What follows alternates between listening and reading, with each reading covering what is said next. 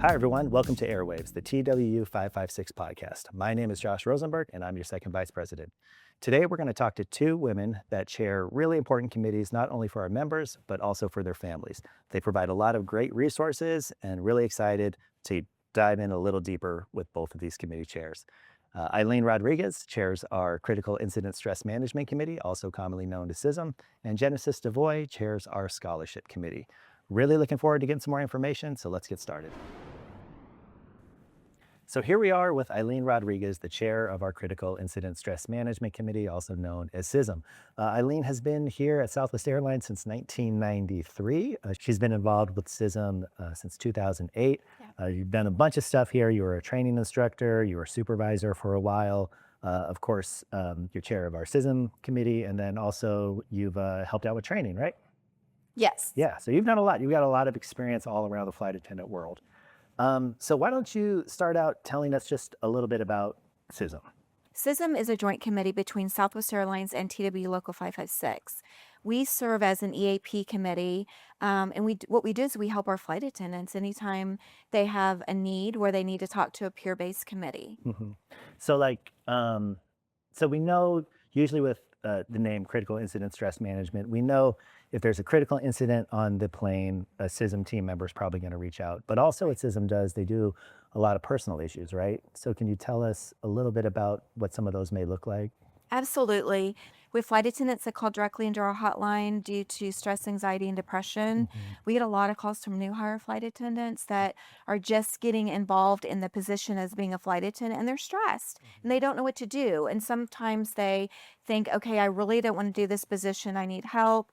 I have high anxiety. I don't know how to cope with this position, because we all know our flight attendant role is wonderful, but it can be lonely at times. Yeah. We have flight attendants that call in where maybe they lost a family member and they're looking for some sort of support, and we're able to provide that peer support, and then we hand them off to a clinician or someone that can provide that long-term care. Mm-hmm. Yeah, and I've noticed, so the world's kind of crazy right now, and Southwest is changing, and there's a lot of anxiety out around that. Would you say you're getting more calls off like personal issues or more calls off of like on the plane issues? I think honestly, Josh, is probably about 50-50. We Mm-hmm. get a lot of mechanicals and, passenger illness and stuff like that. But we're probably getting about 50% personal calls from flight attendants directly that are really struggling and looking to get some type of help. Yeah. Yeah, I remember when I was on probation, I mean, it was rough. It Yeah. was a struggle. Mhm. And I feel like conversations like this where we can really get the word out there is going to be helpful to a lot of our probationaries because, you do get really lonely and it is kind of a struggle out there. Yeah, and one thing that we do is I go in with the new hire committee with TW 556, and I have a small portion, about 30 minutes, that I talk to the new hires. I'm able to provide them education on what CISM does. And I've noticed since I've been doing that the last couple of years, our call volume has gotten much higher. So that's good. They're reaching out. We're providing help. Yeah, it's great. We're getting the word out there, which is what we're trying to do today also. So what does it look like to be on the CISM team? Is it just like regular flight attendants that want to help people, or do they go through a process? Like, what does it really look like if someone's interested in doing that? To join the CISM team, you go through a pretty stringent interview process. Mm-hmm. We typically have between 200 and 300 flight attendants apply for maybe 10 to 15 positions. You go through that interview, and then you're selected, and then you're asked to come to CISM training, which is 3 days of training, where you're certified in grief support, peer support, suicide prevention, suicide postvention, just pretty much anything a flight attendant would go through. Yeah. Yeah. So it sounds like pretty intense, right? Pretty intense process. It is very intense, yeah. Yeah. So these are like highly trained individuals. And also, I think we should stress the confidentiality portion of this. So, like when someone calls with a serious issue, like where does that information go? And should they be worried about it getting out there? I'm glad you asked that question. So we are 100% confidential. So the information that you as a flight attendant would share with someone on the CISM team is kept confidential, with the exception if you tell us you're going to harm yourself or someone else. But other than that, everything's confidential. Our conversations are confidential, and we just are there just to provide support. We're just a peer-based team. Yeah. And I think this might go like a little to the importance of how it is that joint committee where there is company involvement and union involvement. So when someone reaches out, they're reaching out to the union, right? Which is going to protect them. It's not like reaching out to a supervisor, right? Which can be a little different. So do you want to talk about maybe why is it important? Because some critical incident stress management or EAPs, they are strictly company initiatives, but why do you think it's important that it's a joint initiative with the union as well? I think it's great that we're a joint committee. I think it's very important that a flight attendant, when they call in, says and maybe they really should also be speaking to the grievance team. We're able to kind of pass that call to them, kind of do that warm transfer over. Right. They have the protections from the union, the confidentiality from the union. So I think it's very important. Yeah. And you've done a lot of work with other TWU locals, flight attendant locals, setting up some of their EAP programs. So what does that experience look like, helping out, different work groups of flight attendants within our larger union? It's actually been my honor to do that. So a couple of the other 556 locals, two in particular, have reached out and said, "Hey, we don't have a CISM program. Can you help us get it started off the ground?" One that I'm really proud of is Allegiant. They've just celebrated about a year and a half with a very successful CISM program. And I think it's really important that we as chair people are working with our other locals to find a common ground and to assist each other and help each other. Yeah. Yeah. I mean, it is, using the resources we have in our local and sometimes that they have to kind of, interchange that information is really good. And you do a really great job of it. I just want to say really quick, I hear nothing but great things from like the leadership at Allegiant, which is 577. They just always have the best things to say about Thank you, Josh. Yeah. So we've known each other a long time. have. And so I know a little bit of the background about how you got into CISM, but why don't you kind of let everyone know your story? Well, CISM is such a passion for me, and it all started back in 1997. I was working in in-flight training as an instructor, and at the time I was married to a pilot that flew for American Airlines. And while I was out on the road working on a project, he made the decision to die by suicide. So I lost my husband, and I was very new at Southwest. I'd only been here maybe 3 years, and so it really hit me hard. And the CISM team reached out to me multiple times. I finally got involved and started speaking to them. And then fast forward, in 2008, when the position came open for the chairperson, I thought, I really want to get involved in this because our flight attendants go through so many personal things in their life. And sometimes people just don't know who to reach out to. And they feel like they're at the end of the rope and they're like, nobody understands me. Nobody's out there to help me. And so that's why I'm so passionate about CISM and helping others. Yeah. And I know, I know CISM reached out to you, but what did it really look like the tough parts of it, right? So some stuff that our flight attendants may be facing, what was your experience when you were really kind of going through the rougher parts of what you went through? Well, I think that it was really hard on me because, as a flight attendant, we're always kind of on stage. And so, especially being in training, I had to be on stage all the time. And so I was deep in my grief. I was not coping very well at all. And as the CISM team continued to reach out, I finally accepted a phone call. And they said to me, "Eileen, we need to get you back to work." And so I finally came back to work probably after about 6 months. And it was hard. It was difficult because at that time I felt I was all alone in the world and nobody understood what it was like, to lose a husband to suicide.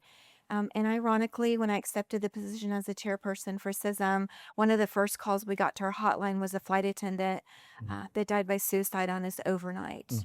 Yeah. So you said the CISM team was reaching out multiple times and then you finally decided to call back. So what do you think was the moment where either you picked up the phone when it was them or you called back? Like what was the willingness to get involved with them? I think, Josh, it was because I was so deep in depression and not coping very well. And I knew at that young age that I was, and I'll be in here a few years, I had to go back to work. I knew that I was not wealthy, that I had to get back on the airplane and fly or get back into training. And so I kept thinking to myself, nobody's going to understand this. They're not going to understand just how deep this grief is. And what I learned was they did. Yeah. And when I accepted that phone call from someone, it was really refreshing for her to say on the other end of the phone, "I've not lost someone to suicide, but I'm here to walk beside you in the grief." Yeah. And so how did it feel going through the process once you kind of accepted the help? It was amazing because actually also at that time the CISM program was only 1 year old. That CISM started in 1996, and so this happened in 1997. And so it was amazing to see that this team was out there as flight attendants volunteering to help someone through such a major personal crisis in their life. And it felt really good to know that someone's out there that truly cared and wanted me to get back to work, wanted me to save my job, wanted me to be, a person out there in the working workforce. Yeah. So talk about, the great people that do the great CISM work, they're now your team for lack of a better term, but can you talk about them? And yeah, I know you're immensely proud of them. So can you I just am. tell us a little bit about them? My team is my family. Hmm. We have about 52 team members on the team right now, and they literally are, I call them the silent soldiers. So they're the ones that pick up the phone in the middle of the night. They're the ones that do the volunteer work when they're on their overnight. We have someone that's on call 24 hours a day, but I also have team members out there that volunteer every single day. And they're the ones that are helping people through the hard events. They're the ones that are on the jump seats talking to flight attendants that are experiencing pretty serious events in their personal life, or maybe they experienced something that happened on board the aircraft and now they're just starting to work through it. They're amazing individuals, they're dedicated individuals, and honestly, I think they're the best of the best. I'm so proud of them. Good. Yeah. No, they are great. And, I can never talk about how much they do. They just, Thank you. they're some of our best members, and we just love the work that you and your team does. So when someone is starting to, feel like their life is changing a little bit, feel like they're a little lonelier, or they're just not maybe the person that they once were with this job, is there any tips or tricks or things that they can do, developing good habits, anything like that you've seen where maybe they can kind of start to get out of their struggles a little bit? Yeah, there's a lot flight attendants can do, but I know Hmm. it's also hard because a lot of flight attendants work so many days in a row. They have Hmm. to for different reasons. We're on the road a lot, and this job can be very lonely, which can lead into depression, anxiety, drinking too much, things like that. Hmm. But I think some advice that we give when flight attendants call in is, can you take a little bit of time off just to recenter? Hmm. Can you maybe take a little vacation? But I think more simple things that you can do on an everyday basis is the number one important thing is when you're on an overnight is to get out. Get out and walk around, get fresh air, see the scenery. I always tell the new hires, go down and debrief with the crew. If you have no Hmm. money in your back pocket, go down. You don't have to drink. You can go down there and have a Coke, but get out there and meet the people where they are. Do things outside of Southwest. Volunteering helps a lot if you can do that in your community. I know that 556 has so many volunteer opportunities. And then just really taking care of yourself, continuing to work out, eating healthy, which I know is hard on the road, but doing simple things like that help more than ever. If you get in a place where you're stuck, you're paralyzed, you don't know what to do, call CISM. We can give you a plethora of ideas that can definitely help you. And that's what we're here for. Hmm. And so I've seen just recently the little ducks that you guys have been Yeah. passing out. They say talk about it on the front. So can you talk a little bit about that initiative and talk more about talking about it? The idea from the mental health ducks came from the idea of you having your ducks in a row. You don't always have to have your ducks in a row. Hmm. And so we were trying to think of a fun way to engage our flight attendants in the lounges and in the terminals as we walked in and passed out information, pamphlets, sheets, ducks, and some little treats and ink pens. It was amazing. A lot of flight attendants came up to the table, talked to our CISM team members about stories or struggles that they're having. And honestly, Josh, it was just a way to open up that conversation and stop the stigma about mental health. Hmm. Right, right. So as we kind of wrap up here, is there anything that you're really proud of that you or your team or the CISM program has accomplished over the years? I am. I'd like to share two stories, if I can, Yeah. with you that involve the entire team. Several years ago, we had an accident, Flight 1380, that Hmm. most all of us know about. And it was in the middle of my CISM training. So I was training a team at that time of 75 flight attendants to join CISM. And we had the accident of 1380. When that happened, we had to stall training. I sent a couple crew members on the go plane to help the accident flight attendants. But what was amazing was the rest of the team members stayed in class. They took phone calls, they helped out, they stayed centered, and they knew that the task at hand was completing training. With Hmm. that actual accident, we followed the flight attendants for about a year and a half. We were able to work with them. We flew trips with them. We did what we call re-entry with them, where we took them back on the aircraft and did a few things that CISM does to help you feel more comfortable when you go back to work. That was one of our biggest things. I'm so proud of the team. And then also during Hurricane Harvey, Hmm. obviously in Houston, was a huge event where we had hundreds of flight attendants misplaced. The company went in and CISM went in as well to represent 556 and Southwest Airlines. And we just provided support for those flight attendants when they came in. And it was really important that we were there because a lot of flight attendants came in, no uniforms, no iPad, you know, lost everything in their home. And the rest of the team was at home taking phone calls, doing lounge mobilizations. Everybody pitched in. And again, I'm just so proud of the team. I'm so blessed that I get to lead the team as the chairperson. Yeah, well, we're very blessed to have you. You do amazing work, and we've been really lucky to have you in this position all these years. Thank you. Can't thank you enough. Thank you, Josh. Thanks for having me today. Our pleasure. Thanks was for fun. Yeah, totally. Yeah. For anyone interested in getting in contact with CISM, the phone number is 214-640-4380. It's a 24-hour hotline. You can call at any time. This is for any flight attendant, any Southwest flight attendant that's having an issue where they really need to talk to somebody about it. Also, email address at CISM, CISM at TWU556.org. Well, thanks for watching, everyone. And we're going to be right back with Genesis DaVoy to talk about the Scholarship Committee. As everyone knows, we really make education a priority here at TWU Local 556. Here to talk about the opportunities that we can give members and their families for higher education is the chairperson of our Scholarship Committee, Genesis DaVoy. Hey, Josh, thanks for having me. Hey, thanks for coming. So first, you've done a lot of stuff within our union. You've been a shop steward for a long time, been involved with our Civil and Human Rights Committee, Working Women's. You've been involved with FLOC, which is the Future Leaders Committee. You're on the grievance team. You've been involved with your Central Labor Council. So when committee chair appointments came up, like what really spoke to you about wanting to get involved with the Scholarship Committee specifically? So when committee chairpersons, the opportunity came out, I didn't even know about scholarships that TWU offered. I had just finished my master's degree while flying, and a month afterwards, someone's like, "Oh, did you get a union scholarship?" And I was like, "What's a union scholarship?" Had no idea. And so then it struck my interest to know what there was that I missed out on, because now I'm mad I missed out on something I had no idea about. Right. So when the opportunity came about, I wanted to get involved so people could get more interested or have more information about it. I wanted to be the person to tell people like, "Hey, I couldn't get this opportunity, but I don't want you to miss out on it." And so I expressed my interest. I've always had a passion for education. I've always been a lifelong learner. My grandma always said you'd always find me with a book in my hand, and to this day, I'm still the same way. And I wanted to help other people continue their education the same way I had the opportunity for mine. Right. So now that you are involved, coming in, making a difference, what do you think that difference really looks like through the scholarships that we've been offering? The difference, it just brings a relief to our flight attendants. We already have a stressful job.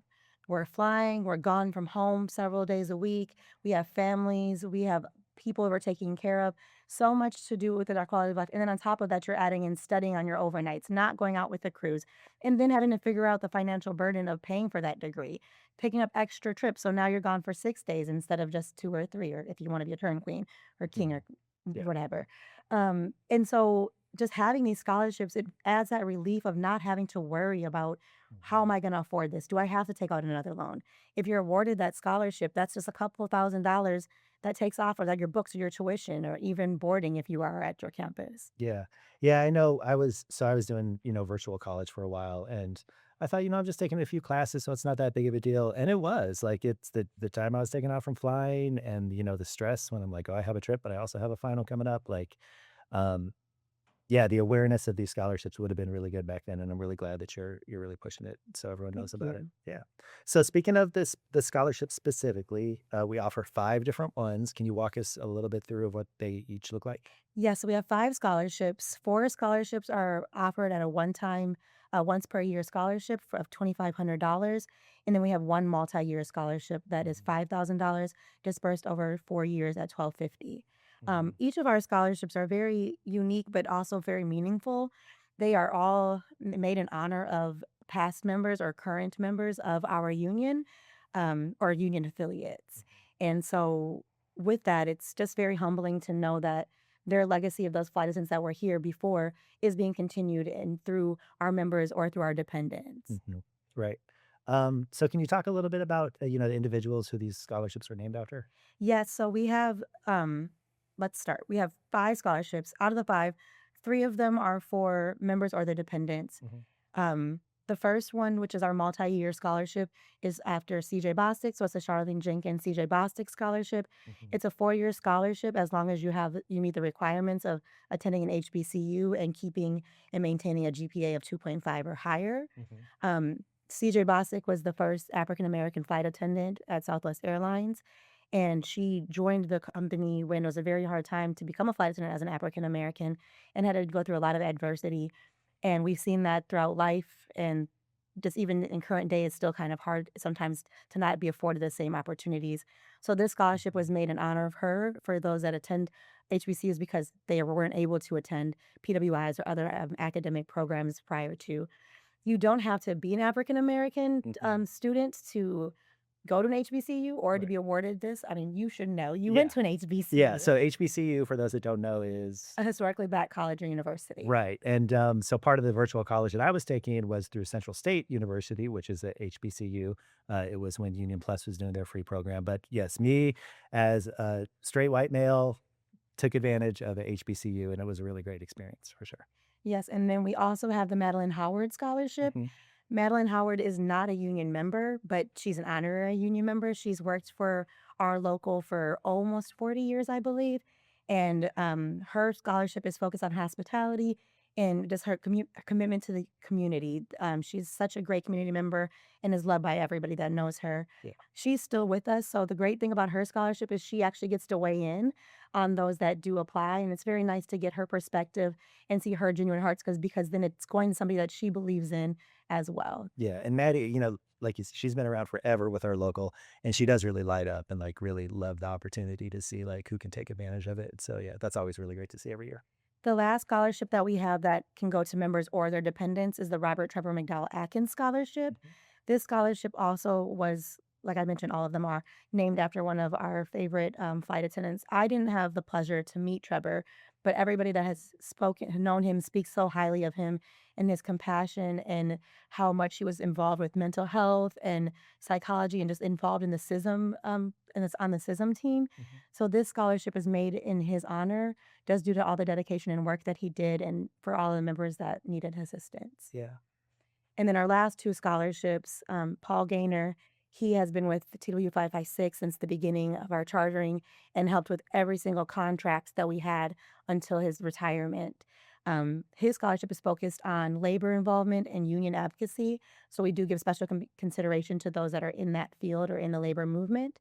And then we have the Gwen York Scholarship, which is named after a flight attendant who decided to go back to get her degree after, raising children. She was in her Mhm. late 40s and decided education was something she still wanted to pursue. So we give special consideration to those that are above 40 who are going back to school, who might not even have the chance to even go to school in the first place, but want to continue their education. Yeah. Yeah. And I worked with Gwen a lot when she was doing a lot of the COPE work, the political work. And yeah, she was always great. And she was always really like helping to empower women, especially like in the political space and within our union. So yeah, it's really great to see that that's And carrying on that tradition. pardon me, also with her scholarship, you do not have to be over 40 and you Mhm. don't have to only be a woman. It is open to all of our members. Yeah. And I think that's probably something that really need to push to members that, these are open to everybody, right? And um, in your time, so you've been doing this for 2 terms. What's the application process like, or the amount? Like, are we seeing a lot of interest? Could we see more? So we have seen an increase since I began Mhm. as the scholarship chairperson. When I first started, we were maybe getting 1 or 2 scholarships per or applications per scholarship. Mhm. We now are at least seeing between 12 and 16. We do see a lot more scholarship applications for our dependents. So I'm so happy that our members are telling their children and their grandchildren to apply because it's amazing to see them pour into their children and their dependents to their next state phase. A Yeah. lot of us find being a flight attendant, that's our career and we're good where we're at and Right. that's going to be forever. But Mhm. we want our children and grandchildren to find something that they're passionate in. So I'm so happy that our members are taking advantage of getting them to apply. Yeah. We do not have as much applicants for just Paul Gaynors and Gwen Yorks, but I think that's because people's perception in the past was that you had to be solely in those degrees in those fields. And so I'm hoping that now it's more aware, people are more aware that you can be in any field as long as you're at an accredited university. Right. Gotcha. And so do you have any stories of some people that have been granted these scholarships that are really like success stories or ones that stick out in your mind? Yeah, there's a few people that do come to mind. Lori Light out of Chicago, Mhm. she was awarded a scholarship. She actually was awarded two scholarships over her time in her career, once with a bachelor's and I believe the second time with her master's. She's got her degree. She graduated with honors in social work, and she now does work in Chicago and has helped create several bills. I don't know the names of the bills, but she created several bills within Chicago to help the social work district and everything like that. And she does a lot of work with FDAP. Yeah. We also have Jonathan Black. He received the Madeline Howard Scholarship. His degree was in international relations, and he also focused on labor movement and took some courses in that. And so, with his degree, he's been able to use what he's learned to become full time on the grievance team where he works currently. Yeah. And lastly, Selena Cashin. She's an LA-based flight attendant. She is a recipient of the Charlene Jenkins CJ Bostic Scholarship. She will be the first applicant since the start of the scholarship to get the second disbursement of it. So we're super excited about that. Yeah. She is currently in a nursing program where she just was hooded last week, or not last week, but about a week ago or two, with her coats, the white coats. She just Right. got her white coat, and she is at the top of her class with her GPA. Great. So Yes. very excited for what they're all doing. Yeah. So it sounds like they really make a difference, right? Like, Yes. so how, when everyone sends in their applications and you start looking over them with the appropriate parties, so how are ultimately these winners chosen? So the scholarship chair, myself, there's a panel that's created with a member of the executive board that's chosen by the president, as well as a member of the community that's involved in education. So we usually have a professor that's on that panel. We have each application comes through, and then there is a rubric that's graded out of 100. Each essay has a grading of 15. There's 3 essays, as well as a section for your community involvement, and that gets graded. And then the application total process. So once we all go through each application individually, we discuss them as a panel, and we determine who are the top ranking scholarships and discuss who we believe is the best recipient for this year. Cool. Sounds good. And then also TWU International, they offer a scholarship as well, right? Correct. TWU International does offer a scholarship. It's the Michael J. Quill Scholarship. Michael J. Quill is the founder of our illustrious organization, our union. And so this scholarship is a raffle scholarship that's only for our dependents. So it's not for our members. It's just for our children and grandchildren. And it's done by a raffle of a draw. I'm super excited to announce, I can't say who, but it has been whispered in my ear that we do have 2 recipients this year. So I'm super excited for that to come out. Nice, yeah.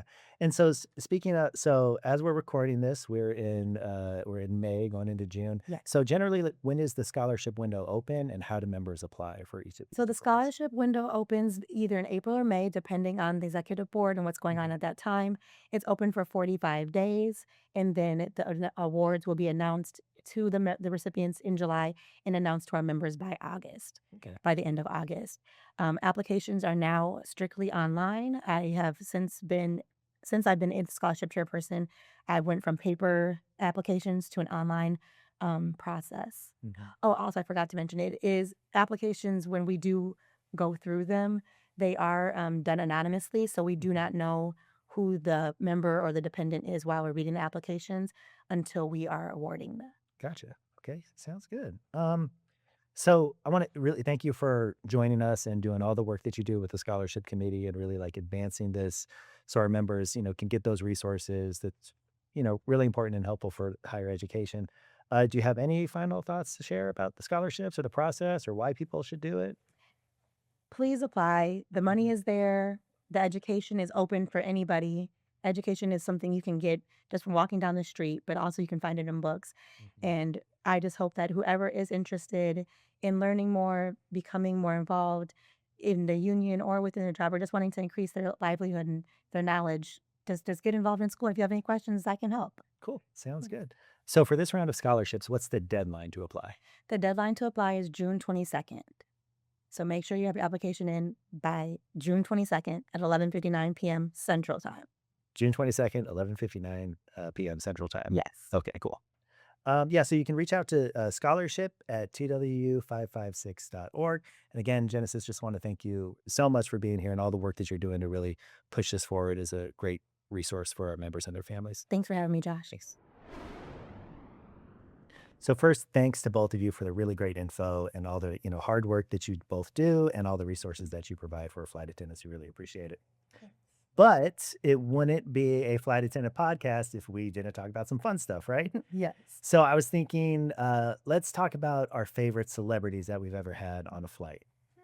Who's got a good one? Do you have any? I'll go first. I've had several that I was just fascinated by them. Mhm. But I think my two favorite were way, way back in the early 90s. I had Tom Cruise. And I was just surprised. I'm 5'8", but I felt like I was towering over him. But he was so pleasant. This was prior to him owning his own plane. And another one that I loved was Steven Tyler. He was just so much fun to have on the plane. Those are two that I can think of. Yeah, those are good ones. Genesis, who do you got? I haven't had too many encounters, but I've ran into E40 a couple of times doing the LA Oakland flights up and down, and then Bam Margera and Dr. Holly Fisher from Dance Moms, if anybody knows that show. Those are good. Yeah, those are all really good. Mine, I just have one that really sticks out. So I had Kim Kardashian, and I always tell everyone my favorite celebrity moment on the plane was when Kim Kardashian told me I wasn't funny. So what happened was I like to mess with the passengers on the plane. I don't tell all the jokes or anything like that, but I always just joke around with passengers. So she had her feet up on the bulkhead. You know how we aren't that appreciative when passengers do that. So I thought, well, let me just screw with her a little bit. So I looked down and I said, ma'am, get your feet off of the bulkhead. I don't put my feet up at your office. You don't do that. And so she looked at me and she had this like shocked face and like she didn't know what to do. And she put her feet down. And I said, actually, it's okay. People do it all the time, whatever. And so she looked at me and she said, that's not funny. You're not funny.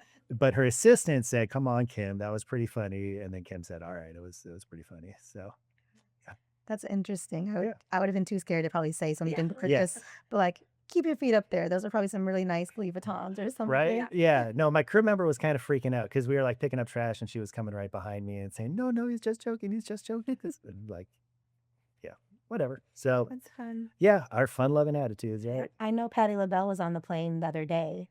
Oh, Not my plane, but there Did she- was pictures of it. did she bring pies? Yeah, I don't know if she brought the pies, but she was with her crew and they were That's so going neat, to yeah. perform. So Wow. Yeah. We definitely get on. I'll that. that take a crew Patty got pie. tickets, Patty, yeah. if you're listening, I'll take I one would like too. a pie. Yeah. Thanksgiving's around the corner. That's right. Send those pies up, Patty. We'd appreciate it. Yep.